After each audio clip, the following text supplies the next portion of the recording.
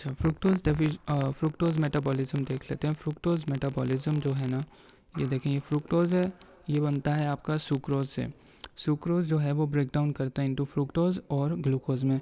Fructose convert हो जाता है इंटू फ्रुक्टोज़ 1 फॉस्फेट में। और ये फॉस्फेट कहाँ से आता है? एटीपी से। एटीपी का जो एक फॉस्फेट है वो इसको मिल जाता है और ये बन जाता है फ्रुक्टोज़ 1 फॉस्फेट। और जो एटीपी का जब भी फॉस्फेट की प्रेजेंस आएगी आपको नज़र, तो आपके पास एक एंजाइम होगा जिसको हम कहेंगे काइनेज। इस जगह पर फ्रुक्टोकाइनेज एंजाइम यूज़ हो रहा है। उसके बाद फ्रुक्टोज़ 1 फॉस्फेट जो है वो कन्वर्ट हो जाएगा इनटू ग्लिसरल्डिहाइड एंड डीएचएपी।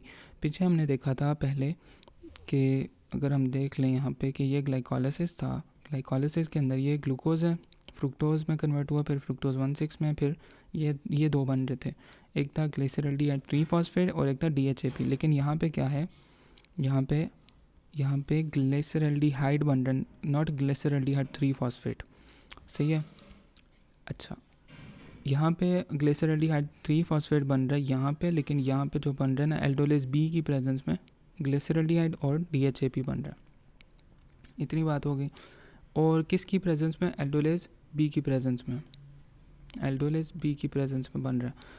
और आगे चलें तो हाँ, आगे फिर ये ग्लिसरल्डिहाइड 3 फॉस्फेट जो है ना, वो ग्लाइकोलिसिस के लिए यूज़ हो जाता है। आपको पता है ना ग्लाइकोलिसिस के लिए कैसे यूज़ होगा? तो यहाँ पे लिखा हुआ है कि ये ग्लिसरल्डिहाइड 3 फॉस्फेट ये आगे जाता जाए तो ये पूरा प्रोसेस एक ग्लाइकोलिसिस का प्रोसेस है। ये पूरा ग्लाइकोलिसिस है। और अगर ये ऑपोजिट चलना शुरू कर दे तो ये हो जाएगा ग्लूकोनियोजेनेसिस। अगर नीचे आ जाए तो फिर ये ग्लाइकोलिसिस है।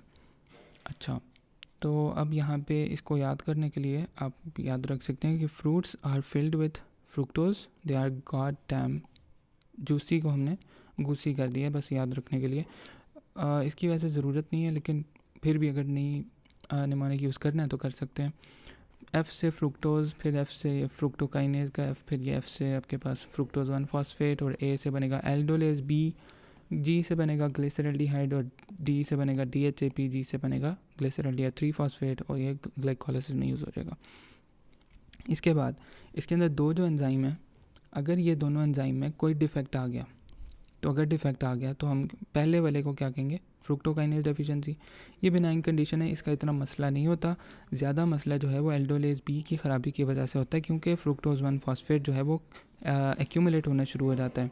इसीलिए ये एक्यूमुलेट होता है और एटीपी की हमारे पास कमी हो जाती है, क्योंकि एटीपी को नहीं पता कि ये जौन सा है ये एक्यूमुलेट हो रहा है और ये जौन सा है इसके अंदर ख़राबी आ गई है।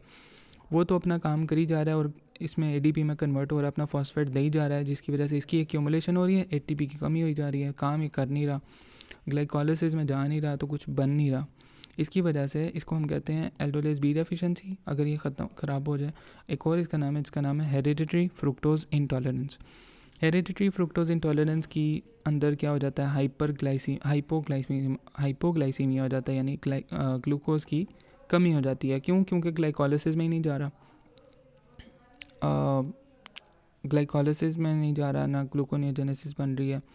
ग्लूकोनियोजेनेसिस जौन सा है वो वाला प्रोसेस भी नहीं हो पा रहा, और ग्लाइकोजन की भी ब्रेकडाउन भी नहीं हो रही।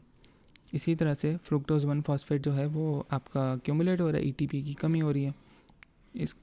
ये जौन सी डेफिशिएंसी है ना, ये जौन सी है ये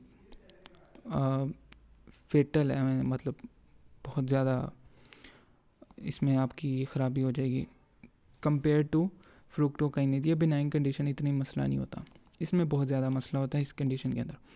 इसका है ये कि डिक्रीज़ कर दें आप फ्रुक्टोज़ की चीज़ें खाना, सुक्रोज़ खाना, ग्लूकोज़ खाना, इन सब की इंटेक कम कर दी जाए। बस यही था।